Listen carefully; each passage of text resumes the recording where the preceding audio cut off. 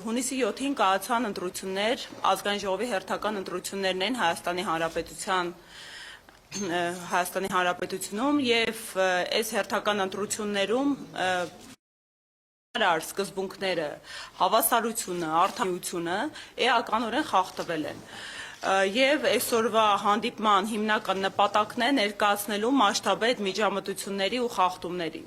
Նախ ուզում եմ ներկայացնել, որ ընտրական խախտումները ոչ միայն ընտրության օրն են տեղի ունենում, այլև ընտրական խախտումները տեղի են ունենում մինչ ընտրական շրջանում։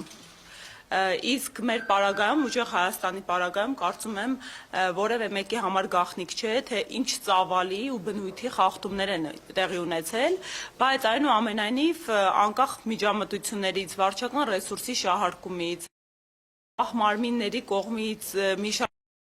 մենք փորձում ենք նախընտրական տրամաբանության մեջ մնալ եւ չներկայացնել ու չկենտրոնանալ այդ շահարկումները եւ այն մեծածավալ միջամտությունները, ձերբակալությունները, ապօրինի, քաղաքական հետապնդումները, որ իմ գործընկերներից, մեր համակիրների նկատմամբ տեղի էին ունենում։ Հիմա այս ամենը լուսաբանելու ժամանակն է, որովհետև այս արդյունքները, որը նախնական հրապարակվել է Կենտրոնական ընտրական հանձնաժողովի կողմից, ուղղակիորեն պայմանավորված են նաև այս միջամտությունների ու խախտումների ծավալով ու ըստ էության ամբողջովին չեն արտահայտում Հայաստանի Հանրապետության ընտրական իրավունք ունեցող քաղաքացու կամքը։ Իսկ քաղաքացու կամքի արտահայտումը պետության հիմնարար պարտականություններ բնականon ապահովել, որովհետև մեր երկրում ըստ մեր սահմանադրության ժողովուրդն է իշխանության աղբյուրը եւ նման ծավալի միջամտություններն ու ապօրինությունները սահմանադրական ճշմարտությանը հակասելու։ Հիմա առաջին հերթին ուզում եմ խոսել իմ գործընկերների ձերբակալությունների, կալանքների ու նրանց նկատմամբ տարաբնույթ խափանման միջոցների կիրառման մասին։ Մեր քաղաքական ուժից մոտ տավորապես 700-ին հասնող մարդ է ձերբակալվել, կալանավորվել, այդ թվում օրինակ տարեց կանայք, ովքեր ընդամենը եկել եւ գրանցվել էին որպես ուժեղ Հայաստան կուսակցության անդամ, մարդկանց առավոտյան մտնում են ենթարկում, բացառապես ահաբեկելու նպատակով, տանում հարցաքննում են եւ այնուհետեւ բաց էին թողում։ Բազմաթիվ դեպքեր ունեն գրանցված, որ իրավապահ մարմինների կողմից նոր կարմիր գիծ հատվեց, երբ մարդիկ ձերբակալվում, բերման էին ենթարկվում եւ մարդկանց մոտ ժամեր շարունակ թույլ չէին տալիս փաստաբանի մուտքը։ Խախտելով մարդու այդ բոլոր, ասեմ, մի շարք դրվագներով մենք հանցագործության մասին հաղորդումներ ենք ներկայացրել եւ բնականաբար մարդու հիմնարար պաշտպանության իրավունքներ խաթարվում։ Ասեմ ավելին, սա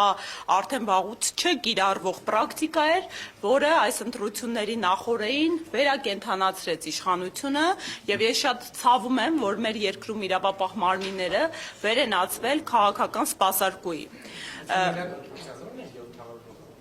Ոչ, մինչ ընտրական շրջանում կոնկրետ մեր քաղաքական ուժի մասին է խոսքը։ Այսինքն պարբերաբար, տեսեք, կան իրավական գործընթացներ, նորմալ իրավական ժողովրդավար երկրում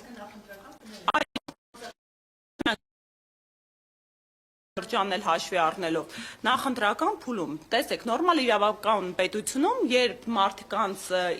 հիմնավոր կասկած է լինում կամ ինչ-որ հանցագործության դրվագ է լինում, մարդիկ ծանոթվում են, հրավիրվում են հարցաքննության, ընթացակարգ գոյություն ունի։ Մեր պարագայում բոլոր դեպքերում, օրինակ մենք ինչ-որ մի գյուղում կամ ինչ-որ մի համայնքում, մարզում ունենք նախընտրական քարոզչության իրավիճակ։ Եթե այն հաջող էր անցնում եւ բազմամարդ, անմիջապես նախորդ օրը մեր գրասենյակը հարձակման էր ենթարկվում։ Ու այո, հարձակման, որովհետեւ մեծածավալ իրավապահները էին խուժում, մարդկանց ձերբակալում էին, բնակարաններում խուզարկություններ էին տեղի ունենում, ինչ նպատակ սա ուներ, բացառապես հատկապես գյուղական համայնքներում վախի մթնոլորտ ձևավորելու։ Մենք բոլորս շատ լավ գիտակցում ենք, ինչ երկրում ենք ապրում, ինչպես է տեղեկատվությունը շրջանառվում, ու անգամ այս վախի մթնոլորտի պարագայում այնուամենայնիվ մարդիկ ավելի մեծականակ էին դառնում, վրդովում են եւ փորձում էին դուրք չտալ, բայց ինչ էին անում իշխանությունը եւ իրավապահ մարմինները։ Մենք բավականին որակյալ վերահսկողական ընտրական համակարգ են կառուցել։ Ես իմ ողջ կենսագրության, հատկապես 18 թվականից հետո ընտրական իրավունքի պրակտիկան, իսկ պրակտիկաս բավականին հարուստ է, որովհետև ղեկավարել եմ դիտորդական առաքելություններ, եղել եմ ԵԱԿ-ի կողմից սերտիֆիկացված միջազգային դիտորդ եւ թե 2021 թվականին, թե համայնքային ընտրություններին Գյումրի, Երևան, Վաղարշապատ շատ հաջող կարող եմ ասել վերահսկողություն ենք իրականացրել թե արձանագրելով եւ թե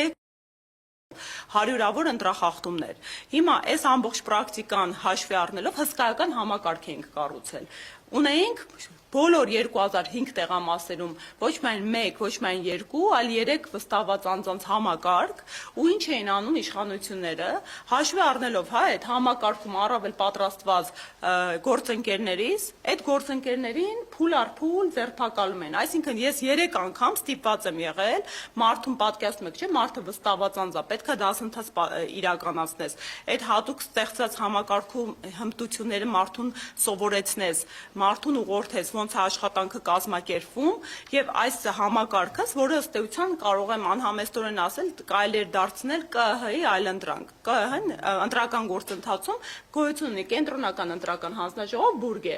Իր ներքևը 38 ընտրատարածքային հանձնաժողովներն են, դրա ներքևն էլ արդեն 2005 տեղամասային ընտրական հանձնաժողովներն են։ Մենք նույնատիպի այլընտրանքային համակարգ ենք ստեղծել, որպեսզի կանխարգել ենք հնարավոր միջամտությունները։ Այս համակարգս ողջ արդեն նախընտրական քարոզչության ընթացքում, երբ մեկնարկել էր մայիսի 8-ից, պարբերաբար կատվածահար եղավ։ Էլ չխոսենք այն մասին, որ տասնյակ հենց մեր թեկնածուներ ցուցակի կրկին հետապնդումների ենթարկվեցին, տարբեր նրանց նկատմամբ խափանման միջոցներ կիրառվեցին եւ այս հետապնդումների շղթան դեռ շարունակվում է, եթե հետևեք կենտրոնական ընտրական հանձնաժողով միջնորդություններ են ներկայացնում մեր թեկնածուների նկատմամբ, այդ միջանկյալ անձեռնմխելիությունից զրկելու եւ խափանման միջոցներ կիրառելու վերաբերյալ։ Այսինքն, ամփոփելով այս առաջի դրվագը, ես փուլ առ փուլ խախտումների ձեզ ներկայացնեմ, այնուհետև քննարկենք հարցերին սիրով պատասխանեմ։ Գալիս է պնդելու, որ բնականon ընտրական գործընթացը սկսած այն հանգամանքից, որ մեր առաջնորդը Սամվել Կարապետյանը այդպես էլ հնարավորություն չունեցավ հավասարության սկզբունքի համատեքստում մասնակցելու նախընտրական քարոզչությանը մեզ հետ, մեր նկատմամբ խախտված է եղել։ Ու եթե օրինակ հակակոռուպցիոն կոմիտեի գործունեությունը ուղղակի դուք հետևեք համեմատեք, ընդհանրապես օրինակ տեղեկատվական բլոկը, հայտարարությունները,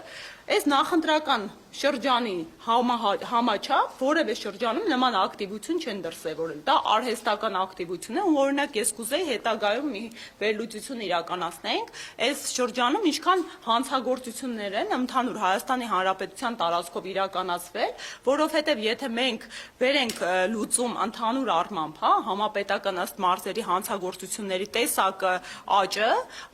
գրեթե ամենուրեք եռակի է, սկսած ծանր հանցագործություններից, այն իրականությունում, երբ իրավապահ մարմինների ռեսուրսը պետբյուջեով էականորեն ավելացվել է, անգամ որոշակի պայմաններում ֆինանսավորումը եռակի անգամ է ավելացվել։ Այսինքն ունենք իրավապահ մարմինների քանակի եւ ֆինանսավորման պետական մակարդակով աճ, դրան զուգահեռ ունենք նույնապես հանցագործությունների տեսակների ավելացում ու աճ։ Սա բնական ու նորմալ չէ եւ սա իմ խորին համոզմամբ պայմանավորված է նրանով, որ իրավապահ մարմինների առաջնային առաքելությունը այս իշխանությունը դարձրել է քաղաքական օրակարգեր սպասարկելը, ինչի հետևանքով էլ այլ տեսակի ու բնույթի հանցագործությունների կանխարգելումը էականորեն տուժում է։